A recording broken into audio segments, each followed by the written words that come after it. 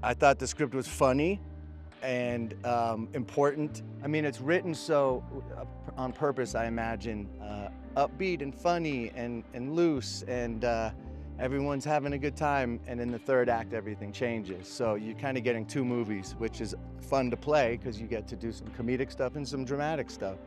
And obviously, there's some content in this film that's very heavy and intense, and that was, quite honestly, wasn't easy to shoot.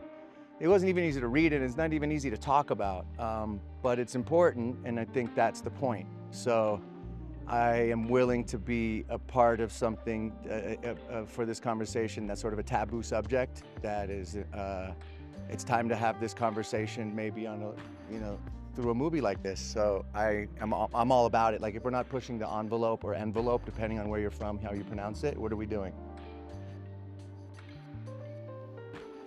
It's about a very powerful man named Slater King, who's in the tech industry, forward-thinking guy who's maybe dabbles in psychedelics and is not your average business person, who has his own private island, and he likes to party and play and live when he's not at work. And he invites his crew, me being one of them. I'm his best friend from high school and his personal chef. And we have a regular crew of rascals that go to the island and invite new people to the island, and things happen, some good, some bad. And without giving too much away, this trip goes horribly awry. It's refreshing when you meet like an A-list celebrity who's really like down to earth and normal, and he's just like an affable, cool, mellow dude who he doesn't carry himself like somebody who normally would, someone of that level of fame and notoriety and success. So it's refreshing when you meet somebody like that who's super cool. And as soon as I met him, I felt like I already knew him. Like I always say that when I meet certain people, like, oh, we would have been friends in high school. You can just tell. And he's just a really generous, cool, open guy. And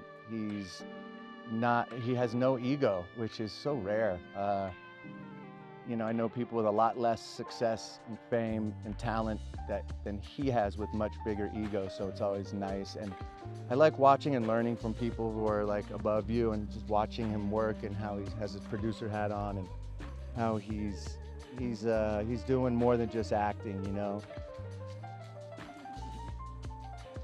Gina is she's like me. She's like a kid, an adult kid.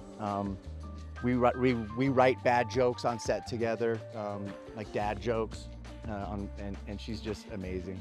And Christian is just always in a good mood and likes to improv like me. Maybe we do it a little too much. Zoe sometimes, I think, has to dial us back a little, because sometimes we go overboard with adding stuff that might not serve the movie, but once in a while something might work. So me and him are always kind of off camera, like, what about this? Should we try this? And we kind of run these jokes by each other. A couple of the characters become aware through some flashbacks of something that's going on, and they get hip to something's up. And so the audience is then in on it by seeing these flashbacks. And then that's when the story takes a turn, and it's like, are we tripping? There was some drugs involved. Is it a dream? Is it drugs? Is it both? Are they losing their mind? And that's when the story takes a turn to a bit of a darker side.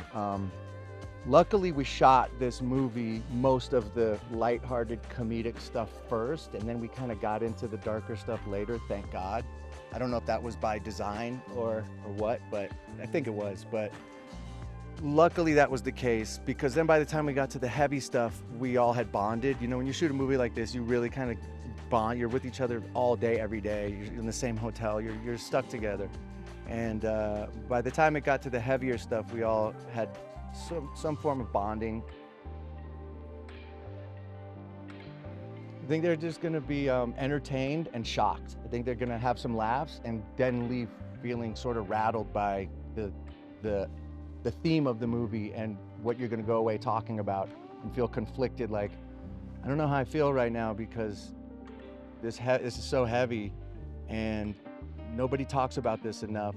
But I had a good time with this movie, but this is something we need to discuss. So I think that's the point. So I think people will be entertained, and then it'll open up some discussions that need to be had.